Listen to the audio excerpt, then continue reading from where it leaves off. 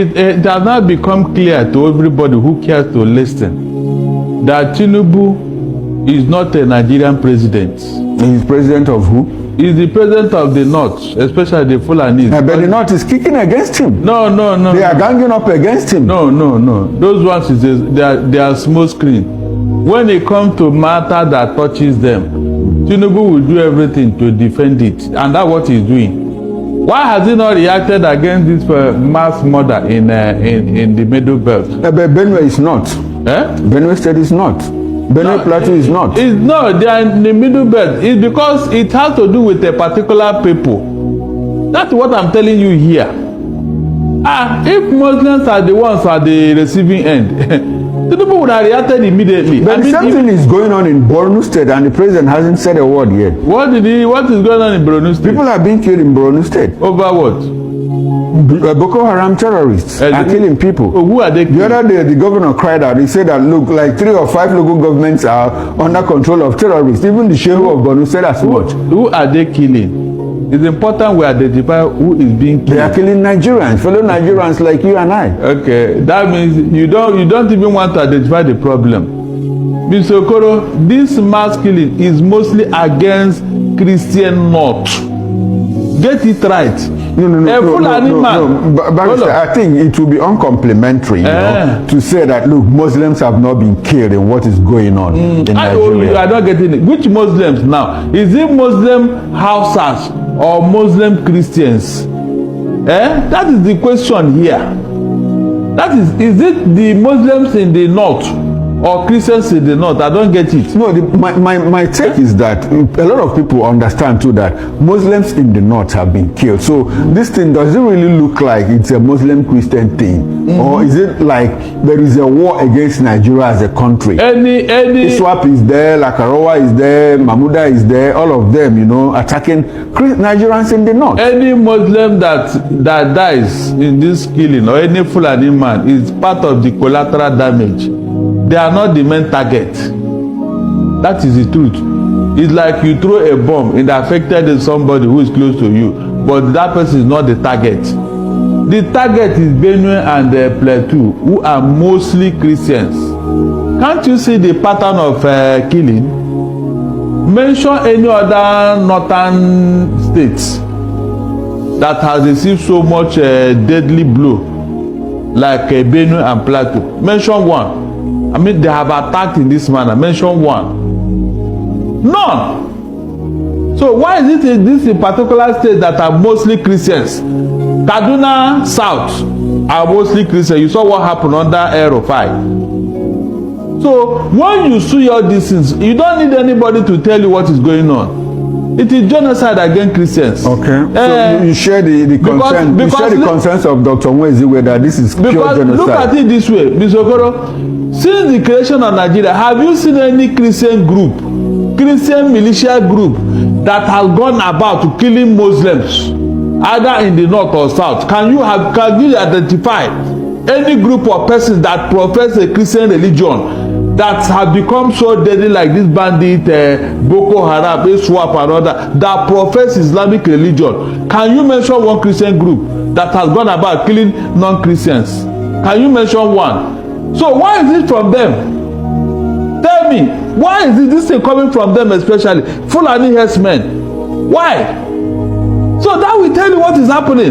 To make matters worse. Barrister. To make matters worse, you have been given a list of 400 people that are sponsoring this terrorism in Nigeria. Yet they have not even opened the book, not to talk of prosecuting those involved. All because the names. Barrister. Of a truth, Barrister Darlington is one of the bravest journalists or barrister, as his name applies, that we have in Nigeria now. Honestly speaking, he tells you the thing the way it is. Honestly, in the recent days, you will also notice that I've been posting his videos because he tells you the truth regardless. Now, in this case, me and you know that Christians are being unalived in numbers in Nigeria. Oh yes, this is not a religious sentiment. Oh yes, this is not a religious sentiment for those of us that are from the other side of the religion. I know that there are still good people there, but honestly speaking, the way Christians are being unalived in Nigeria is just unthinkable, honestly speaking. But if for any reason you are doubting me, please watch this video that was analyzed in the world news and here. Brian, you traveled to northern Nigeria to investigate the persecution taking place against Christians there. Tell us what you found. Yeah, Nigeria it's in some ways a heartbreaking place because there's so much violence against Christians. In fact, over the last couple of years, we've seen over 9,000, close to 10,000 Christians who've been killed for their faith, more than any other country in the world combined. And it's happening in the north with Islamic extremists like Boko Haram or the Islamic State of West Africa province, who are pushing down from the north to the south and raiding Christian communities, abducting women, forcing them into marriages with militants, and killing fathers, killing husbands, and also recruiting young men to be in their Islamic extremist regimes. And it's, again, heartbreaking, but we still see God working. In northern Nigeria, Christians have been displaced by jihadist violence. This is the front line of faith under attack, but you can help them rise again. I'm Brian with Global Christian Relief, and I'm here in Nigeria because something amazing is happening. These believers have lost everything, but they haven't lost their faith. We're seeing lives transformed through women's empowerment projects, clean water initiatives, and mobile medical clinics. But we can only continue this work with your help. Did you hear that? Well, I don't really know what this religion has done to the other religion that is making them to come after them at all or by all means. I don't really know. Anyway, let me now allow you to watch this analysis that was made by Barrister Darlington and hear what he said, especially about Nigeria. You see, for this Nigeria, I don't know whether their own worst and be a day like this everywhere in the world. Please watch this video, then you drop your comment on the comment section. Why is it that this religion is always after this religion? Why? Please do well to drop your comment on the comment section. Barrister, I think it will be uncomplimentary, you know, to say that, look, Muslims have not been killed in what is going on in Nigeria. I don't get it. Which Muslims now? Is it Muslim Hausas or Muslim Christians? That is the question here. That is it the Muslims in the north or Christians in the north? I don't get it. No, my take is that a lot of people understand too that Muslims in the north have been killed. So this thing, does it really look like it's a Muslim Christian thing? Or is it like there is a war against Nigeria as a country? Any ISWAP is there, Lakarowa is there, Mahmuda is there, all of them, you know, attacking Nigerians in the north. Any Muslim that dies in this killing, or any Fulani man, is part of the collateral damage. They are not the main target. That is the truth. It's like you throw a bomb and affected somebody who is close to you, but that person is not the target. The target is Benue and Plateau, who are mostly Christians. Can't you see the pattern of killing? Mention any other northern states that has received so much deadly blow like Benue and Plateau. Mention one. I mean, they have attacked in this manner. Mention one. None. So why is it in this particular state that are mostly Christians? Kaduna South are mostly Christians. You saw what happened under Aerofy. So when you see all these things, you don't need anybody to tell you what is going on. It is genocide against Christians. Okay. So you share the concern. You share the concerns of Dr. Mwezi that this is pure genocide. Look at it this way, Mr. Okoro. Since the creation of Nigeria, have you seen any Christian group, Christian militia group that has gone about to killing Muslims, either in the north or south? Can you identify any group of persons that profess a Christian religion that have become so deadly like this bandit, Boko Haram, ISWAP and other, that profess Islamic religion? Can you mention one Christian group that has gone about killing non-Christians? Can you mention one? So why is it from them? Tell me, why is this thing coming from them, especially Fulani herdsmen? Why? So that will tell you what is happening. To make matters worse, you have been given a list of 400 people that are sponsoring this terrorism in Nigeria. Yet they have not even opened the book, not to talk of prosecuting those involved. All because the names. Barrister, does it bother you that in all of this, in what is happening, despite the insecurity, the decline in poverty, you know, the shrinking income of the average Nigerian, that the president and his party, the APC, in fact, politicians, P2B is campaigning, president is campaigning, Atiku Abubakar is campaigning, that governance has taken a back seat and everybody is focused on 2027. Isn't it concerning to you that we are passing through all of this, you know, and does it give you hope that something might change in the future? Something will only change if you have the right person. As of today, we don't have the right leadership in Nigeria. We don't. And that's a very big problem. From the last one to the present one, they are all about religious bigotry, religious sentiment, you know, in the affairs of Nigeria. Anything that has to do with, that's what they project, as if our life revolves around the Islamic religion. No, Barrister, we have left that. We have left Islam and we are talking about 2027 now. Why is it that in all that is happening, it doesn't bother the people in government? They are campaigning. The opposition is even campaigning rather than taking the government, you know, to account. Because that is the biggest business in town. Is there another business? If 7.2 million businesses are closed down, shut down, closed shop and left, what else is left? In a country, 7.2 million businesses just closed down. No, they are not even doing half measure or whatever. They have shut down their company. They have left. Then what else is left? Is it not politics? That is why it is the biggest business in town now. So they are lashing in on it. Does it not bother you that INEC have not brought out the timetable for the election in 2027, and yet campaign have started? Does it not bother you? Okay, now a bishop from Nigeria, that is from Benue State, Nigeria, was invited by the US Congress. He went to America, and guess what? He exposed Nigerian government. He exposed Nigeria, saying that yes, it is true that Nigeria have constantly been attacking Christians, that Christians have lost their lives. Now, before I continue, this in detail, I want you guys to, watch this news. Let's watch this news in details, and I'll be back. The U.S. House Foreign Affairs Subcommittee approved sanctions on Nigeria over the widespread killing of Christians and religious violence. The United States House Foreign Affairs Subcommittee on Africa has given President Donald Trump the green light to impose stringent sanctions on Nigeria in response to the widespread killing of Christians in the country.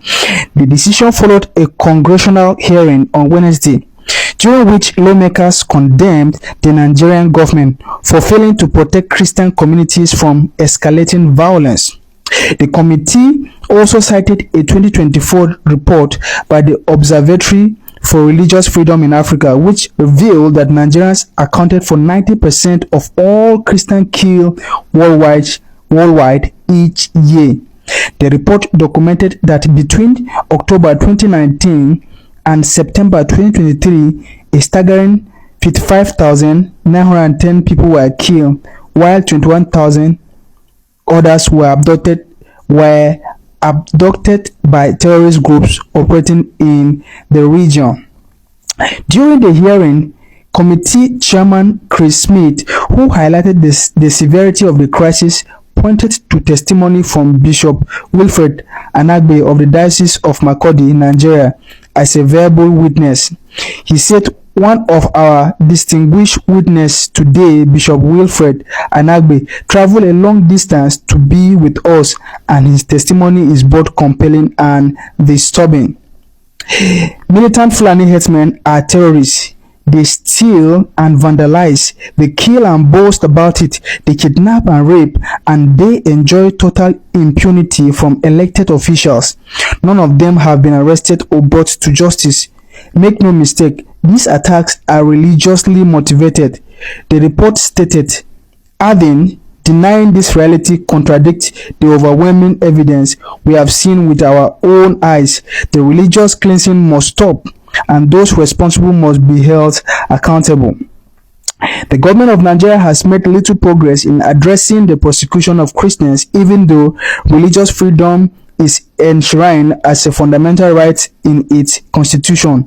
While Nigeria's legal framework ostensibly support religious pluralism at both federal and state levels, glaring contradictions persist, particularly in laws that criminalize blasphemy, some of which even carry the death penalty, the subcommittee's report stated. The congressional panel strongly criticized the Nigerian government for failing to address religiously motivated violence despite constitutional protections for religious freedom, expressing concern that Nigeria's judicial system had been weaponized to suppress Christian communities. The lawmakers cited cases where blasphemy laws have been used to target religious minorities, blaming the previous administration of President Joe Biden for weakening U.S. pressure on Nigeria by removing the country from the Country of Particular Concern (CPC) list. Smith said the designation was originally applied during President Trump's first term. He noted that despite 4 consecutive years of recommendations from the U.S. Commission on International Religious Freedom 2021 to 2024, the Biden administration had failed to reinstate Nigeria's CPC status. Under President Biden, Nigeria was removed from the CPC list despite overwhelming evidence that religious persecution had worsened.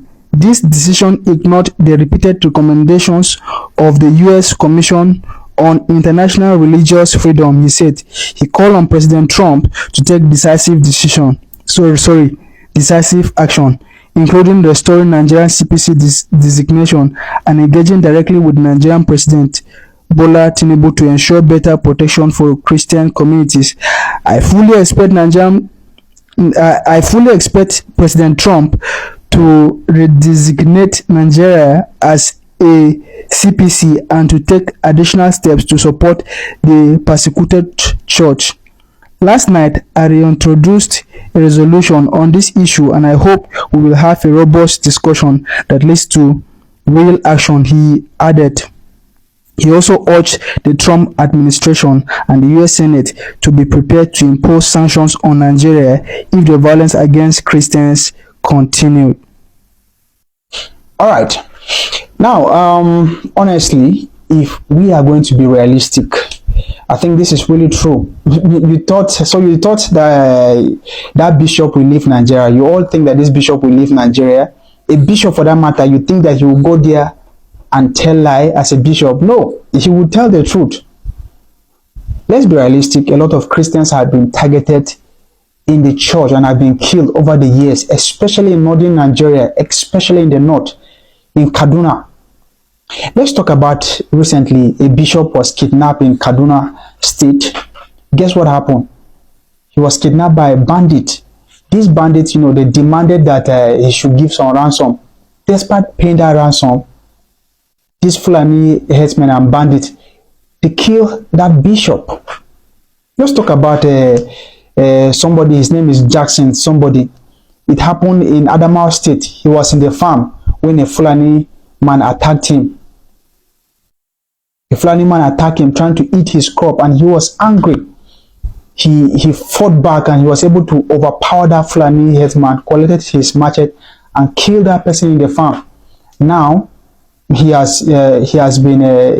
took him to court and they said that he's going to face death penalty for somebody that was trying to defend himself. He is a Christian farmer.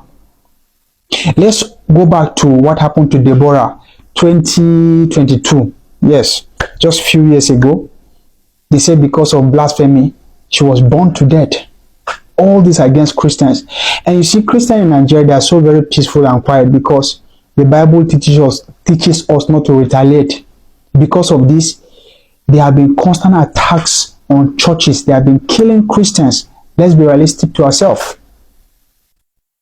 So, now the U.S. Congress have asked Donald Trump that they should put us back on Country of Particular Concern, CPC list. America have a list of countries. They have the list of countries, that they used to observe You understand? If they have any fault, they will observe. If they have any fault, they will sanction those people.